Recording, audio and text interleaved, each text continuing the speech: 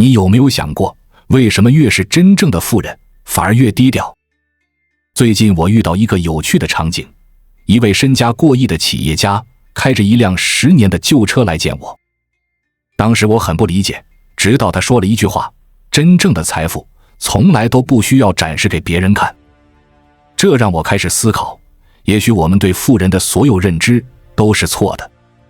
电影、电视和社交媒体给我们制造了太多假象，让我们以为富人都开着豪车，穿着名牌，整天度假。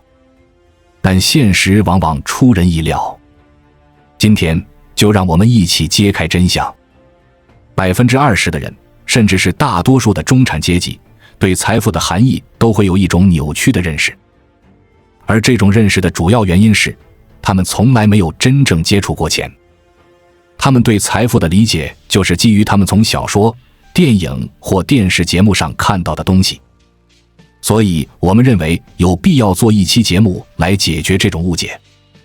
15件穷人认为富人会做，但富人其实并不会做的事。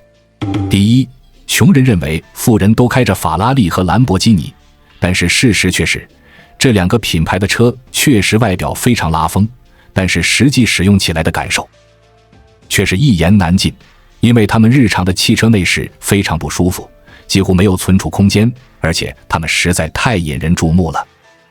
真正的财富是不需要别人关注的，通常只有暴发户才会喜欢哗众取宠。一个没受过什么教育的运动员或者一个电视明星，刚拿到他们人生中的第一份高薪，然后就想立马挥霍掉，因为在他们的意识当中，钱就会源源不断地涌来。但是别理解错了，我们觉得时不时的开兰博基尼或法拉利还是极好的。但是在我们看来，富人开高端车时更加注重的是舒适性和安全性。百万富翁更多的是开着特斯拉或者沃尔沃，而不是开着有个拉风的车门的迈凯伦。第二，穷人认为富人都会穿过去或其他奢华的品牌，这种时尚就是浮于表面的时尚。但是事实是，奢侈时尚品牌就是付钱给那些穷人们，追捧仰望的明星，让他们穿戴自己的产品，目的只有一个，就是让穷人把他们的品牌和成功联系起来，然后倾家荡产的去拼命购买那些高价的产品。奢侈品牌过去是面向老年人的，直到后来市场营销人员才意识到，他们也可以向年轻人和穷人们进行营销。那些所谓的奢侈品牌如今的消费额的增长，实际上靠的就是西方的青少年、中国和印度的中产阶级来推动的。估计 55% 的销售额来自于35岁以下的消费者。这就是为什么 LV 的老板伯纳德·阿诺特现在是世界首富的原因。是的， LV 的老板已经超越了杰夫·贝索斯了。当你看到名人们在各种场合大秀 Gucci 和其他那些品牌的时候，其实这些人都是收费代言，或者干脆是获得了免费的赞助的。他们通过潜移默化的让你在脑海中植入一双运动鞋，会让你获得幸福感，或者其他人会因为这个而对你高看一眼，这种想法让你心甘情愿地从口袋里掏钱给他们。穷人们因为想努力地看起来像个富人而难以脱贫。第三，穷人认为富人认识名人。说到各种节目上的名人，你会发现穷人们认识的名人都只是会上电视的那些，所以就很容易把名人和财富联系在一起。根据这个简单的联想法则，如果你很有钱，那你肯定会认识名人，因为你自己也算是个名人了，这是错误的。大多数有钱人都有些很酷的朋友，但是这也就是个别人大多数财富的积累和增长的过程都是非常枯燥的。企业家的生活是很无聊的。一般来说，有钱人们都有一家无聊的公司，他们从事的是帮别人安装屋顶，或者在中国有一家生产拉链的工厂，或者靠搬运赚钱。你遇到的富人越多，你就越会意识到自己对赚钱的看法是多么的扭曲。物流公司的老板每年赚的钱比你最喜欢的电视剧演员还要多。第四，富人是不是都希望别人越穷越好？这个问题让我想起一位企业家朋友说过的话。那天我们正在讨论他的新项目，他笑着说：“你知道我最大的期望是什么吗？就是希望每个人都能变得更富裕。”看到我疑惑的眼神，他解释道：“很简单，如果大家都没钱，我的产品卖给谁？我的服务谁来使用？商业的本质是创造价值，而不是零和游戏。比如我做电商平台，帮助农民把农产品卖出好价钱，他们收入提高了，日子好过了，自然也会买更多东西，整个经济就活跃起来了。这不是共赢吗？”这让我明白，真正的富人都是价值的创造者，他们的财富来自于解决问题，满足需求，而不是踩着他人往上爬。要想变得富有，关键不在于和别人争夺存量，而在于如何为这个社会创造增量。你为他人创造的价值越大，回报自然就越丰厚。第五，穷人认为富人支付的税款比他们要多，这是一个比较敏感的话题，但是也是不得不聊到的话题。确实，富人每年缴纳的税款比穷人要多，但是中产阶级要知道，富人实际上支付的比他们支付的要少。我们来举一个很容易理解的例子。如果你在一家公司工作，你的税收会直接从你的工资中扣除。根据你的行业的不同，通常总额的 30% 到 50% 的税收会从你的收入中扣除。但是富人和他们公司在税收方面的规则其实并不相通，这就让他们能够免除赋税。只要他们不断雇佣像你这样的人为他们工作，那政府就很乐于为他们减免赋税。在我们进一步探索之前，我们有一个激动人心的消息要告诉大家，我们已经开通会员功能了。现在您可以加入我们的会员大家庭，享受会员专属影片和更多独家内容。别忘了关注才知道，并点击小铃铛，我们将继续揭示更多关于金钱的真相，祝你迅速实现财务自由。因为这样，他们就能从穷人和中产阶级那儿得到更多的钱。如果你还想要深入了解富人税收接近于 0% 的秘密，那你可以点开我们的播放列表，观看我们之前的相关节目。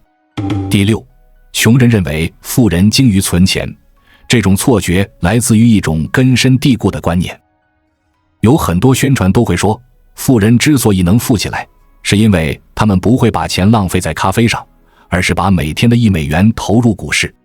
穷人在精打细算方面总是天赋异禀，但是问题是，他们根本就没有多少钱，就算是再怎么省，也存不下多少钱。事实上，富人才不擅长存钱，在思想意识上，他们也对存钱不感兴趣，因为靠存钱是不会获得增长的。相对于节流，富人更重视开源；相对于存钱，他们更努力增加收入。富人想着赚钱，穷人执着于削减开支，这是一个颠扑不破的真理。记住这一条，你就能不断积累财富。一条致富的法则就是，我们需要将收入的 90% 用于储蓄和投资。但是要想这么做，你现在的收入水平是没办法达成的，所以你必须增加流入的资金量。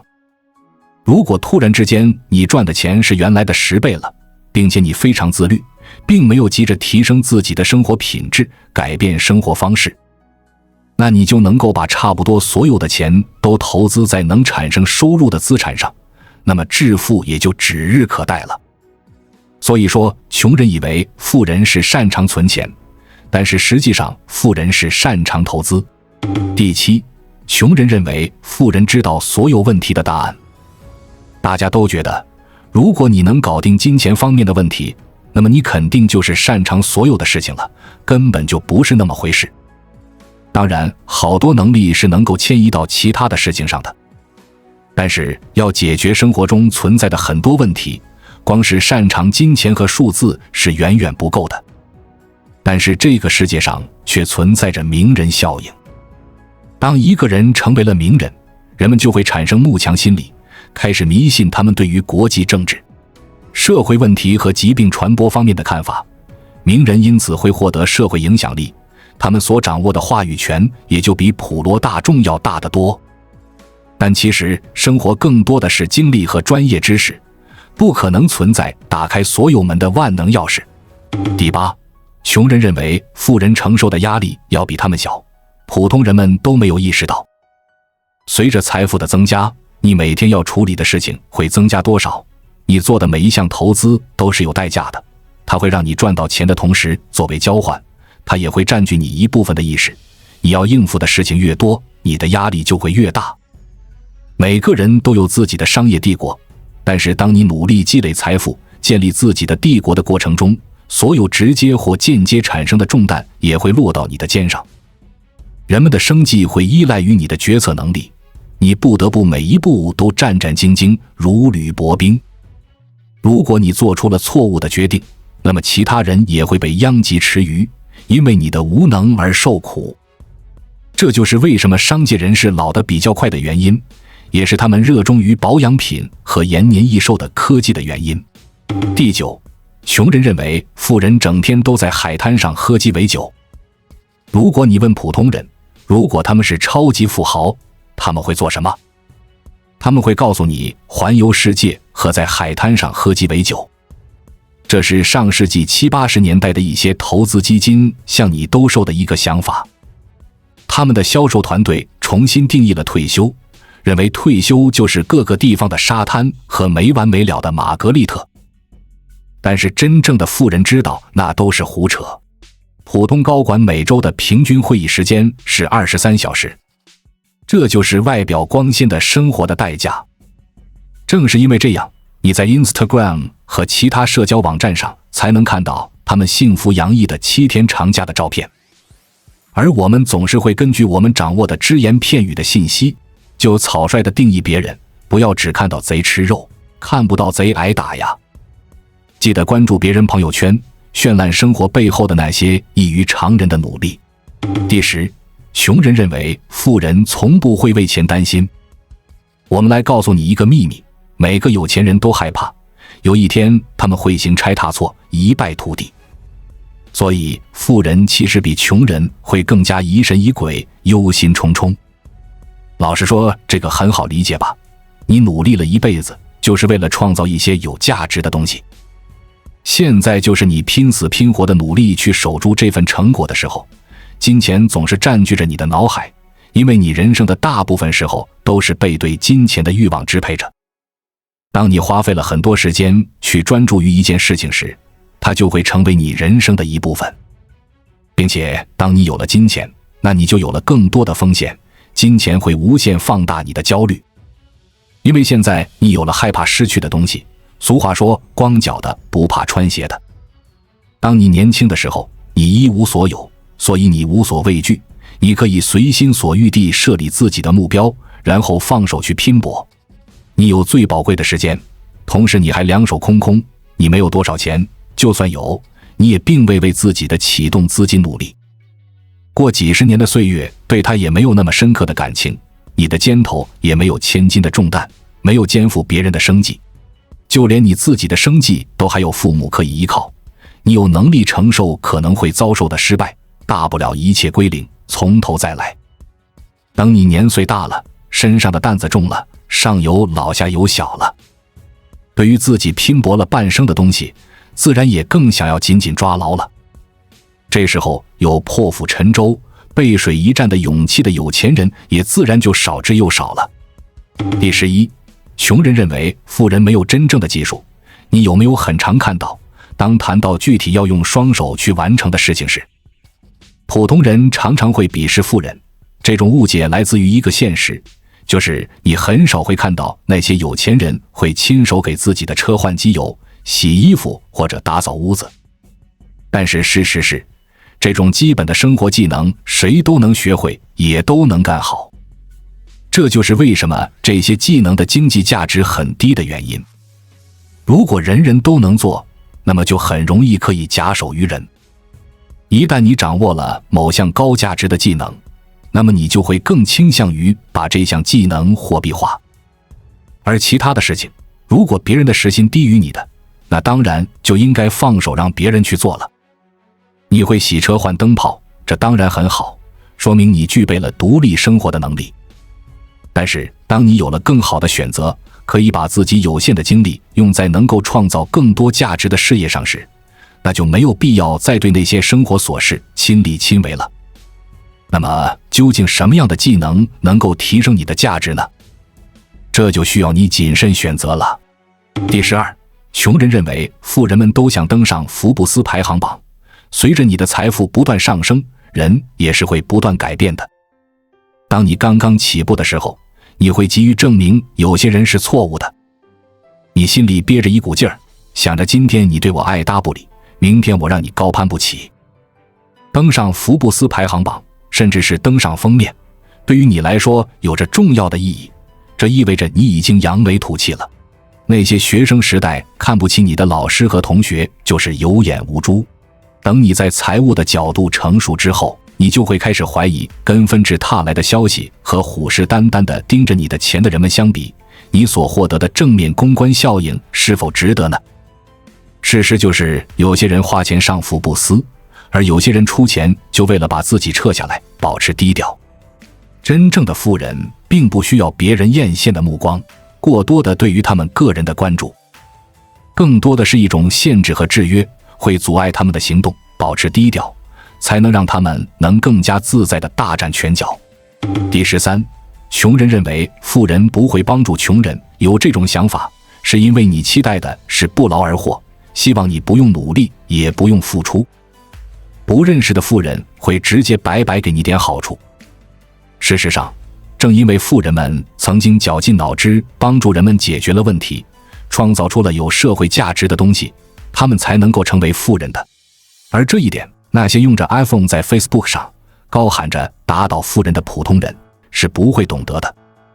在你发表仇富言论的同时，你却正在不断地为苹果和 Facebook 增加财富。你还记得那个什么东西都需要装到自己脑袋里的时代吗？现在你可以用谷歌了。是的，感谢谢尔盖和赖瑞，你们为社会增加了那么大的价值。所以你们的房子好点也是理所应当。每当一个人创造了一个公司，他就需要雇佣一些员工，这就创造了工作机会，让一部分人能够赖以生存。而穷人似乎是指望富人能够不管3721，就直接把钱塞到他们手里。第14，穷人认为富人总是娇柔造作，很多人都会说富人总是装模作样的，其实越是富有的人越是会在意品质。关注时间，就好像很多人都会说，一旦你知道鸡块里有什么，那你就不会再想吃那些鸡块了。就算是真的要吃，也是要真材实料的那种，如果吃东西就要吃好。